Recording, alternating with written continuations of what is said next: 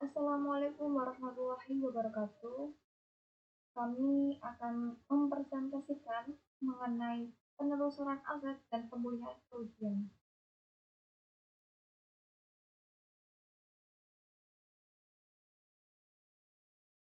Sebelumnya, perkenalkan kami dari kelompok 2, yaitu saya ada Hinja Fada Anggreni, yaitu saya sendiri.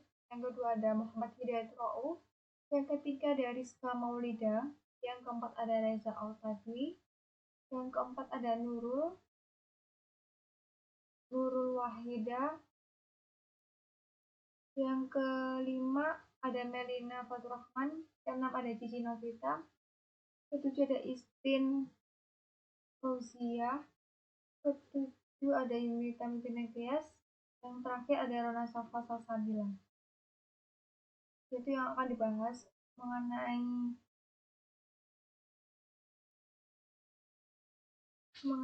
penelusuran aset dan pemulihan kerugian.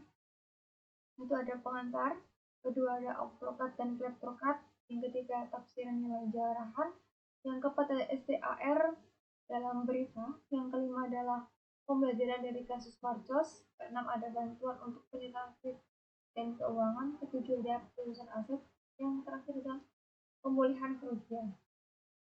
Ya, kami bahas yang pertama yaitu ada pengantar. Pengantar penelusuran aset yang pertama ada aset tracing yang sekaligus pemulihan kerugian. Recovery merupakan bagian penting dari praktek forensik di berbagai kantor akuntan macam The Big Four dan di perusahaan internasional berkecimpung dalam penelusuran aset internasional aset recovery plan. Itu yang kedua ada autocrat dan kleptokrat.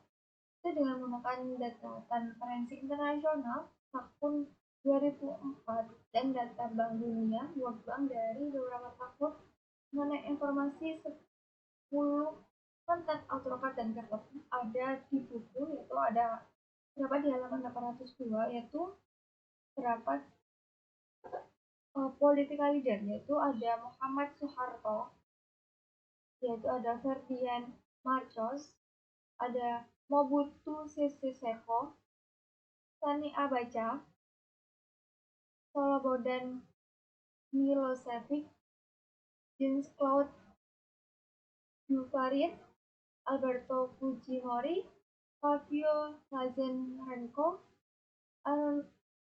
Arnoldo Aleman, Joseph Estrada. Orang terbesar di dunia memiliki beberapa kesamaan. Mereka merupakan pimpinan politik, presiden, perdana menteri, dengan kekuasaan yang sangat besar. Mereka menduduki semua unsur trias politika, pres, dan oposisi dibungkam atau dihancurkan. Keamanan negara menjadi pembenaran. Pemilihan umum menjadi teater drama. Koruptor terbesar adalah autokrat. Kekuasaan absolut mungkin mereka mengontrol semua sumber ekonomi, termasuk dukungan bank sentral sebagai leader of the last resort. Kekuasaan absolut memungkinkan mereka menjarah kekayaan negara, termasuk kekayaan negara yang dibelanjai oleh utang, termasuk utang luar negeri. Mereka adalah autokrat dan kleptokrat, dua sisi dari mata uang yang sama. Menggunakan perkiraan biaya wilayah Afrika, Bank Dunia memperkirakan bahwa untuk setiap US 100 juta jarahan yang berhasil dipulihkan atau dikembalikan ke dalam perekonomian negara tersebut akan dapat mendanai 3,3 sampai 10 juta kelambu yang dilapis insektisida yang 2 kali lebih efektif dari kelambu konvensional. Perawatan pertama untuk lebih dari 600 ribu penderita HIV atau AIDS, 50 sampai 100 juta dosis ACT, pengobatan malaria imunisasi lengkap untuk jutaan anak sekitar 250 saluran air bersih untuk rumah tangga, atau jalan dengan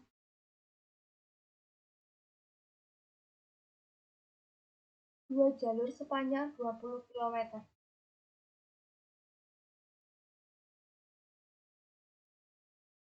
Dengan menggunakan tafsiran biaya untuk kapita, itu terdapat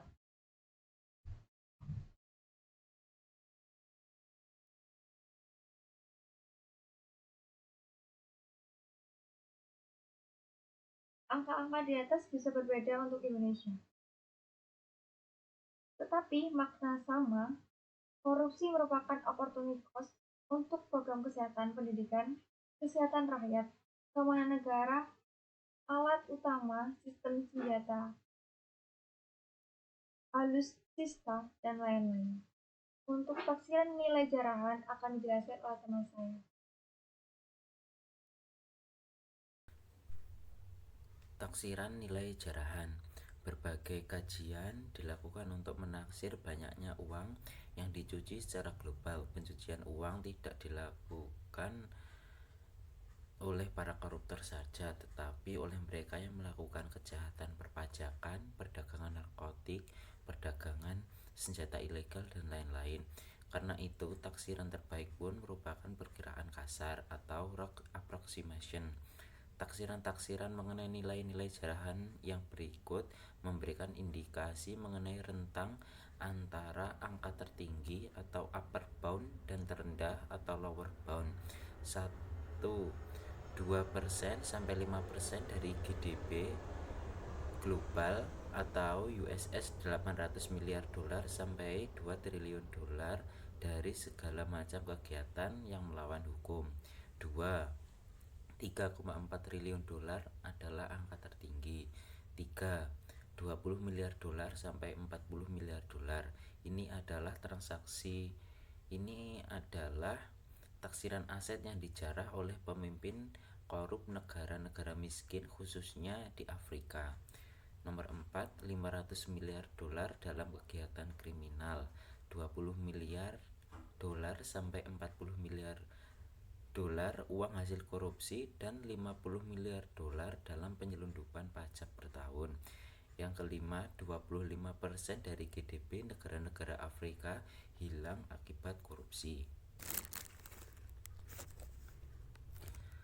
Star dalam berita. Bank Dunia mengajak Kejaksaan Agung bergabung dalam prakarsa pengembalian aset atau Stolen Asset Recovery atau yang disingkat dengan STAR Initiative yang baru dibentuk Bank Dunia bersama Perserikatan Bangsa-Bangsa. Prakarsa STAR yang diresmikan di Washington tanggal 18 September 2007 bertujuan mendesak negara-negara kaya mengembalikan aset hasil korupsi dan mendorong negara-negara berkembang menginvestasikan dana tersebut ke program sosial dan pemberantasan kemiskinan. Assalamualaikum warahmatullahi wabarakatuh. Saya akan melanjutkan presentasi berikutnya. Pelajaran dari kasus Marcos. Banyak hal yang bisa diamati dari kasus almarhum mantan Presiden Filipina, Ferdinand Marcos, untuk merefleksikan cita-cita gerakan reformasi seperti dituangkan dalam Ketetapan MPR Nomor 9 MPR tahun 1998 tentang penyelenggaraan negara yang bersih dan bebas korupsi, kolusi, dan nepotisme, serta apa yang terjadi setelah lengsernya Presiden Soeharto. Berikut hal yang menarik dari kasus Marcos. Nomor 1. Kebenaran ungkapan Lord Acton mengenai kekuasaan cenderung mendorong korupsi dan kekuasaan yang mutlak menyebabkan korup secara mutlak pula. 2. Upaya pencarian harta haram berlangsung lama dengan proses yang sangat lambat. 3. Pemilik dan pewaris berupaya mencuci kekayaan haram mereka. 4. Pemerintah harus mendemonstrasikan kesungguhannya dalam menelusuri dan memulihkan harta-harta haram. 5. Karena harta ini tersembunyi, rekaan mengenai jumlah pastinya seringkali menjadi mengada-ngada dan terlalu fantastis. 6. Karena berbagai pertimbangan, kroni di masa kejayaan seseorang bisa berbalik menjadi pembocor rahasia. 7. Meskipun ada keterangan yang berbeda-beda dari para saksi, ada konsisten mengenai informasi tertentu. 8. Dengan banyaknya kerjasama antar negara dalam memerangi bermacam-macam kejahatan, makin sulit bagi keluarga diktator untuk mentransfer dana-dana dari rekening bank yang sudah diidentifikasi sebagai penampung hasil dari kegiatan yang dikriminalisasikan seperti korupsi dan pencucian uang. 9. Pemerintah berikutnya senantiasa antusias mengumumkan upaya mengejar harta karun sang kleptokrat sebelumnya. 10. Tentu saja ada orang-orang idealis seperti Jovita Salongado di Filipina dan Kwik Kiam Gie di Indonesia yang tidak rela kalau pemerintah berdiam diri. Ia melihat dari segi moral yang disebutkan fundamental questions of right and wrong. 11. Kelompok mayoritas terdiri atas mereka yang mengharamkan penjatuhan hukuman kepada mantan kepala negara dengan alasan apapun. Presentasi selanjutnya akan dilanjutkan oleh teman saya. Saya akan melanjutkan tentang bantuan untuk penyelamatan krisis keuangan. Bantuan untuk penyelamatan krisis keuangan. Masyarakat umumnya mengenal BLPI sebagai bentuk penyelamatan krisis keuangan pada tahun 1997 sampai 1998. BLPI memang dimaksudkan untuk hal itu, tetapi BLPI bukan satu-satunya bentuk penyelamatan krisis keuangan tersebut. Krisis perekonomian Indonesia mencapai puncaknya pada tahun 1997 sampai 1998 yang telah melahirkan perdebatan publik khususnya mengenai pilihan kebijakan yang diambil pemerintah waktu itu. Penyaluran BLPI paling banyak disorot Panitia Kerja atau Panja BLPI Komisi 9 DPR RI yang ditindaklanjuti dengan audit investigasi oleh BPK. BLPI menyangkut aliran dana yang sangat besar dan berdampak negatif atas pengelolaan keuangan negara pasca krisis. Pengetatan likuiditas yang dilakukan pemerintah untuk mengatasi depresiasi rupiah memberikan dampak buruk bagi perbankan dan sektor real. Penutupan 16 bank pada tanggal 1 November pada tahun 1997 yang dimaksudkan untuk mengembalikan kepercayaan terhadap bank justru mengakibatkan keadaan yang sebaliknya. Bisa dilihat di gambar tabel 28.2 bantuan untuk penyelamatan krisis keuangan pada tahun 1997. Pokok-pokok kesimpulan BPK berdasarkan audit investigatif tersebut adalah sebagai berikut. Yang pertama, kelemahan sistem pembinaan dan pengawasan bank. Yang kedua, penyimpanan BI dalam menyalurkan BLPI selain karena faktor ekstern, yaitu krisis moneter, juga tidak terlepas dari kelemahan sistem pembinaan dan pengawasan bank oleh BI pada waktu yang lalu. Yang ketiga, bank-bank yang tidak sehat tetap dibiarkan beroperasi yang akhirnya tergantung pada bantuan likuiditas dari BI dalam berbagai bentuk. Yang keempat, pada waktu yang lalu BI tidak tegas dalam menerapkan ketentuan tentang prudential banking yang sudah diterapkan sendiri oleh Bank Indonesia. Yang kelima, jumlah bank dan cabang yang harus diawasi tidak seimbang dengan jumlah pengawas bank yang ada di Bank Indonesia. Yang keenam, laporan berkala dijadikan dasar penilaian kinerja dan kesehatan bank ternyata tidak menggambarkan kondisi nyatanya. Yang ketujuh, laporan berkala bank tidak sepenuhnya dapat dipercaya. Penyaluran BLPI berpotensi menjadi kerugian negara.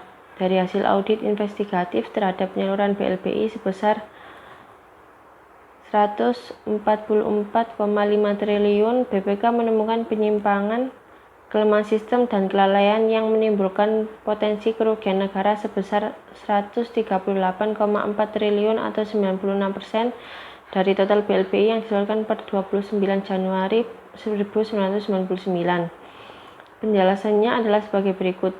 Bank Indonesia menyalurkan BLPI sebesar 144,5 triliun per tanggal 29 Januari 1999. Jumlah tersebut saat ini menjadi beban pemerintah dan pemerintahan harus membayar bunga kepada Bank Indonesia sebesar 3% per tahun. Sampai dengan saat ini, bank-bank penerima BLPI belum mengembalikan BLPI kepada pemerintah. Apabila BLPI tersebut tidak dialihkan menjadi kewajiban pemerintah, maka sesuai dengan pedoman akuntansi Bank Indonesia untuk BLPI kepada BBO atau BPKU atau BDL akan disisihkan sebagai kerugian sebesar 100% dan untuk BLPI kepada BTO sebesar 2-20%. BPPN dan tim likuidasi bank-bank dalam likuidasi saat ini sedang melakukan upaya pengembalian atau recovery terhadap BLPI yang telah disalurkan kepada bank-bank penerima. Butir-butir penting dalam keputusan Menteri Keuangan nomor 151/KMK.01/2006 pada tanggal 16 Maret tahun 2006, kategorisasi pemegang saham PKPS, pemegang saham yang termasuk dalam kategori yang dapat dilakukan penanganan penyelesaiannya adalah pemegang saham yang telah menandatangani perjanjian penyelesaian kewajiban pemegang saham dan pengawan utang atau disebut pemegang saham PKPS APU dan memenuhi kriteria sebagai berikut. Yang pertama, telah melakukan sebagian pembayaran kewajiban kepada BPPN sebelum masa tugas BPPN berakhir, atau yang kedua, telah menyampaikan rencana pembayaran jumlah kewajiban pemegang saham kepada tim pemberesan BPPN dan atau Menteri Keuangan. Mereka adalah nama dan nama bank. Yang pertama, Ulung Bursa atau Bank Lautan Berlian.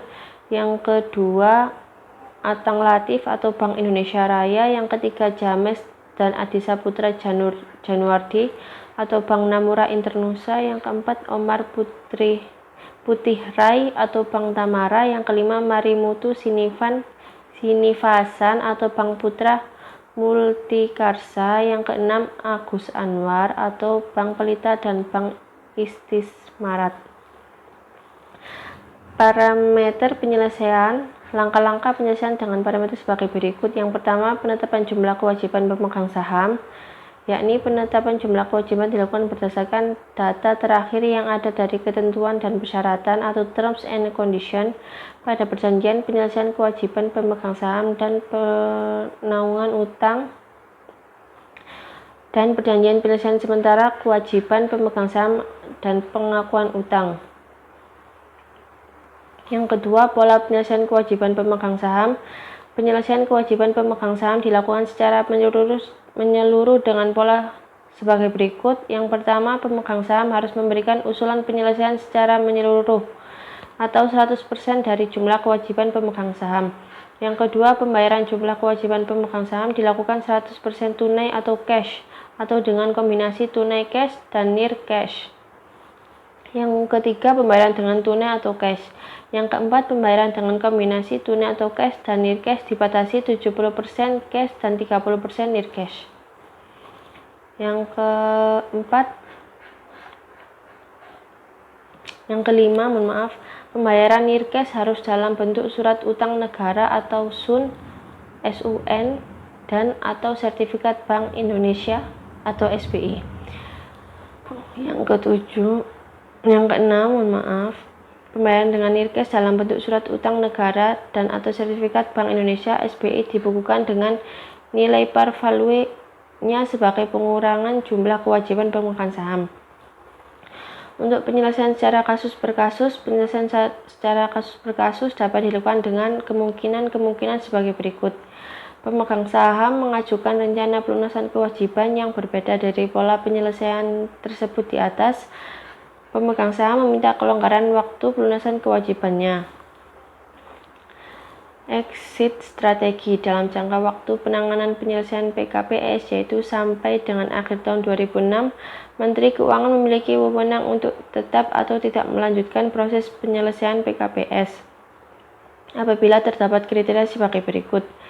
Pemegang saham tidak mampu menyerahkan rencana pembayaran sesuai pola penyelesaian sebagaimana dimaksud dalam butir ketiga di atas. Pemegang saham tidak mampu memenuhi target waktu penyelesaian yang telah ditetapkan atau kelonggaran waktu yang diminta oleh pemegang saham tidak dapat diterima. Selanjutnya adalah penelusuran aset. Penelusuran aset dapat dilakukan dengan cara-cara yang akan dibahas dan beberapa di antaranya kelihatan terlalu sederhana untuk seseorang investigator. Pada kenyataan, cara-cara yang sederhana dan relatif murah dengan upaya yang pantang menyerah justru akan memberikan hasil. Ada beberapa kasus besar di mana lembaga pencarian aset internasional yang digunakan hasilnya tidak ada, sementara biaya atau fee-nya yang sangat besar. Lembaga-lembaga ini umumnya membebankan kontingen fee atau fee yang besarnya tergantung dari aset yang berhasil ditelusuri atau diperoleh kembali, dan sejumlah biaya tetap yang harus dibayar meskipun tidak ada hasil apa-apa. Informasi mengenai aset yang disembunyikan dapat diperoleh dari sumber-sumber berikut. Yang pertama, laporan transaksi keuangan yang mencurigakan atau suspension transaction reports dan transaksi keuangan tunai atau cash transaction reports. Laporan ini mencantumkan detail dari jumlah yang ditransfer, nama bank, dan nomor rekening bank pengirim. Informasi ini bermanfaat untuk pembekuan rekening bank dan penelusuran lebih lanjut dari arus dana berikutnya. Yang kedua, pihak PPATK juga mempunyai jaringan kerjasama dengan lembaga serupa di luar negeri yang menjadi konterpartnya dan pihak Interpol.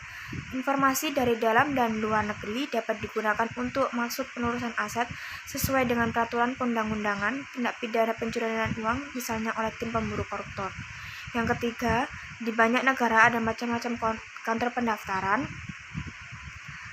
yang informasinya terbuka untuk umum. Contohnya, Biro Pertahanan Negara Indonesia, Bapepam, dan Bursa Efek yang merupakan sumber informasi yang mengenai perusahaan yang menjual surat berharga di pasar modal. Yang keempat, khusus untuk penyelenggara negara, Keputusan Presiden Nomor 127 Tahun 1999 mengatur tentang pembentukan Komisi Pemeriksaan Kekayaan Penyelenggara Negara dan Sekretaris Jenderal Komisi Pemeriksaan Kekayaan Penyelenggara Negara. Yang kelima, pembocoran informasi oleh orang dalam. Alasannya bermacam-macam, mulai dari kekecewaan atau sakit hati dengan partner dagangannya, sampai harapan untuk memperoleh keringanan hukuman karena bekerjasama dengan pihak penegak hukum untuk membongkar suatu kasus. Yang keenam, teknik perantau umumnya akan mengembalikan hasil jerih payah mereka ke kampung halaman. Hasil korupsi atau kejahatan lain yang menghasilkan uang dalam jumlah besar akan ditanamkan dalam bentuk tanah-tanah yang serba luas, bangunan dan resto yang serba megah. Saya Melina Faturrahman akan melanjutkan materi berikutnya, yaitu pemulihan kerugian. Pemulihan kerugian adalah proses mengubah aset yang sudah ditemukan melewati proses penelusuran aset menjadi aset untuk diserahkan kepada pihak yang dimenangkan dalam penyelesaian sengketa. Dalam pemulihan kerugian ada 3 proses. Yang pertama, penyelidikan atas bukti-bukti mengenai kepemilikan harta. Yang kedua, ada pembekuan atau pemblokiran rekening di perbankan dan lembaga keuangan lainnya. Dan yang ketiga, ada penyitaan. Karena seringkali para koruptor menyembunyikan harta jarahannya di luar negeri, maka penting bagi setiap negara untuk membuat perjanjian dengan negara-negara yang dijadikan tujuan koruptor dalam menyembunyikan harta jarahannya, seperti perjanjian ekstradisi dan mutual legal agreement.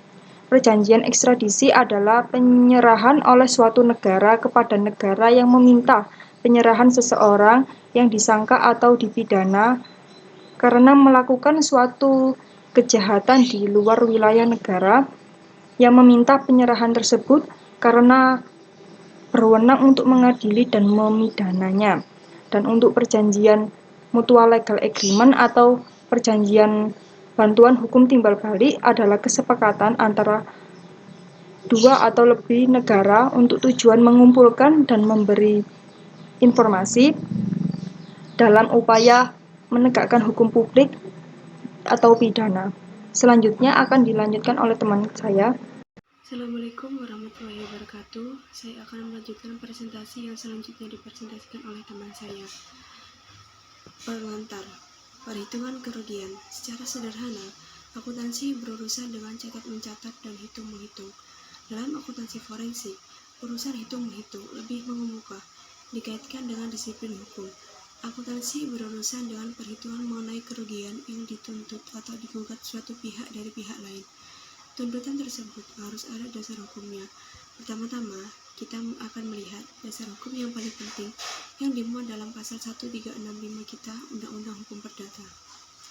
Perhitungan kerugian. Akuntansi bukan satu-satunya sumber untuk menghitung kerugian.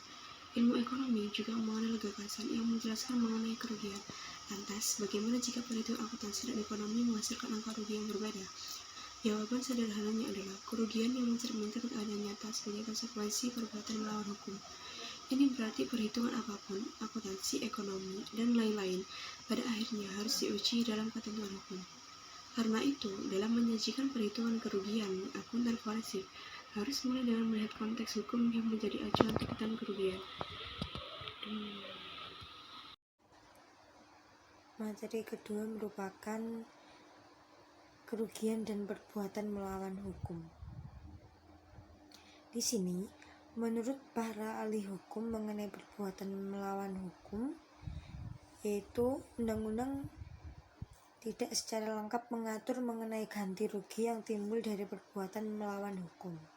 Oleh karena itu, aturan yang dipakai untuk ganti rugi ini adalah dengan secara analogis menggunakan peraturan ganti rugi akibat wan prestasi pasal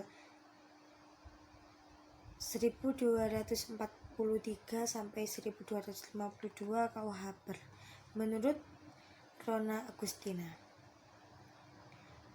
Makna perbuatan melawan hukum menurut Maryam Darus Badrul Zaman yakni merumuskan yang pertama, suatu perbuatan melawan hukum yang mengakibatkan kerugian kepada orang lain mewajibkan orang yang kena kesalahan atau kelalaiannya menerbitkan kerugian itu mengganti kerugian tersebut. Yang kedua, melanggar hukum adalah tiap perbuatan yang melanggar hak orang lain atau bertentangan dengan kepatutan yang harus diindahkan dalam pergaulan kemasyarakatan terhadap pribadi atau harta benda orang lain. Yang ketiga, seseorang yang sengaja tidak melakukan suatu perbuatan yang wajib dilakukannya disamakan dengan seseorang yang melakukan suatu perbuatan terlarang yang melanggar hukum. Untuk menentukan apakah suatu perbuatan dapat digugat dengan dalil perbuatan melawan hukum, diperlukan unsur-unsur yang pertama, perbuatan tersebut melawan hukum. Yang kedua, harus ada kesalahan pada pelaku. Yang ketiga, harus ada kerugian. Dan yang keempat, harus ada hubungan kausal antara perbuatan dengan kerugian. Rosa Agustina membandingkan kerugian dalam perbuatan melawan hukum dan tort, serta mencatat persamaan berikut. Unsur kerugian dalam perbuatan melawan hukum dan tort perlu dibuktikan. Hal ini penting untuk menentukan ganti rugi yang akan diberikan akibat terjadinya suatu perbuatan melawan hukum. Yang kedua, besarnya kerugian tidak ditentukan oleh para pihak sendiri, tetapi ditentukan oleh para hakim atau pengadilan sesuai dengan keadaan para pihak. Dan yang terakhir, tujuan ganti rugi yang diberikan pada dasarnya adalah sedapat mungkin mengembalikan keadaan seperti semula sebelum terjadinya perbuatan melawan hukum. Rona Agustina juga membandingkan tuntutan ganti rugi menurut teori klasik tort law dengan tuntutan ganti rugi berdasarkan hubungan kontraktual. Di sini, tort law memberikan perlindungan hukum terhadap berbagai kepentingan sendiri, keamanan pribadi, harta benda, dan kepentingan ekonomi. Perlindungan tersebut diberikan melalui sistem kompensasi berupa ganti rugi secara perdata. Berdasarkan teori klasik tort law, ganti rugi diberikan untuk mengembalikan penggugat kepada posisi ketika perbuatan melawan hukum itu terjadi. Hal ini berbeda dengan tuntutan ganti rugi berdasarkan hubungan kontraktual, di mana ganti rugi itu bertujuan untuk menempatkan si penggugat pada posisi seandainya perjanjian itu terlaksana. Berdasarkan hubungan kontraktual, penggugat dapat menuntut kehilangan keuntungan yang diharapkan atau expectation loss. Teori klasik ini telah mengalami perubahan karena sekarang gugatan tort juga dapat diajukan untuk economic loss. Ini merupakan bagan 29.1 yang terdapat pada buku akuntansi forensik audit investigatif Salemba. Ini merupakan bagian dari tujuan ganti rugi, dan untuk bagian kedua ada bagian perbuatan melawan hukum, di mana hubungan antara perbuatan melawan hukum kerugian yang ditimbulkan olehnya, dan hubungan kausalitas perbuatan melawan hukum dan kerugian tersebut dapat digambarkan dalam hubungan segitiga, yaitu hubungan kausalitas berada di bagian kanan dan kerugiannya berada di bagian kiri. Untuk selanjutnya akan dilanjutkan oleh teman saya.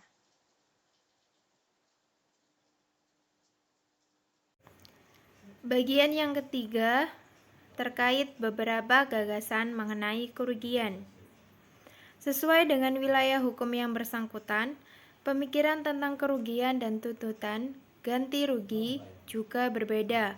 Hukum perdata masuk dalam ranah hukum privat, sedangkan hukum administrasi negara dan hukum pidana masuk dalam ranah hukum publik. Perdata bagian 4 mencakup pasal 1234 sampai pasal 1252. Selengkapnya berjudul penggantian biaya. Kerugian dan bunga karena tidak dipenuhinya suatu perikatan. Judul ini menunjukkan dua hal. Yang pertama, ungkapan penggantian biaya. Kerugian dan bunga mempunyai makna yang khas.